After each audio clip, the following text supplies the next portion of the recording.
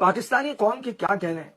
پاکستانیوں کو بھروسہ نہیں تھا، فوج کے ساتھ بیٹھ کے لائنیں بنا کے بیٹھے ہوئے اپنی نگرانی میں میزائل چلوائے.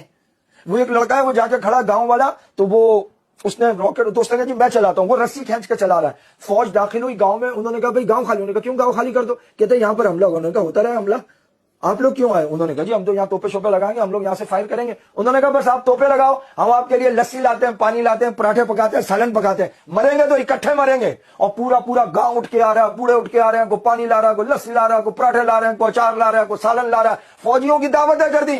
فوجی بول رہے جی اس کو دھکا دینا ہے، وہ اوپر سے توپے اتار رہے ہیں، سیٹ کر رہے ہیں، لکڑی کا گٹکے رکھ رہے ہیں، کھڈے کھود کے دے رہے ہیں. اور وہ ہوتا یہ ہے کہ ایک دفعہ فائر کرنے کے بعد نا، یہ جو میزائل والا ٹرک ہوتا ہے اس کو فوری طور پہ نکالنا ہوتا ہے تاکہ اس کی لوکیشن ٹریس نہ ہو.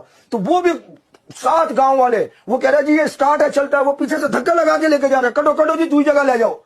کیا قوم ہے یہ؟ کسی نے کہا کہ اگست آئے تو یہ سارے کے سارے سچے پاکستانی ہوتے ہیں، رمضان آئے تو پکے مسلمان ہوتے ہیں، جنگ لگے تو فوجی ہوتے ہیں، کھیل کا میدان ہو تو سارے کھلاڑی ہوتے ہیں، الیکشن ہو تو سارے سیاستدان ہوتے ہیں، اور اگر احتساب کی بات آئے تو سب کا نام نکل آئے نیب زدہ ہو جائیں گے.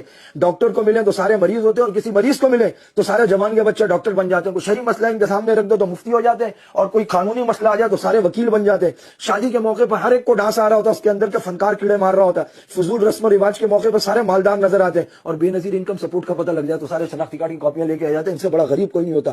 یہ جو قوم ہے نا،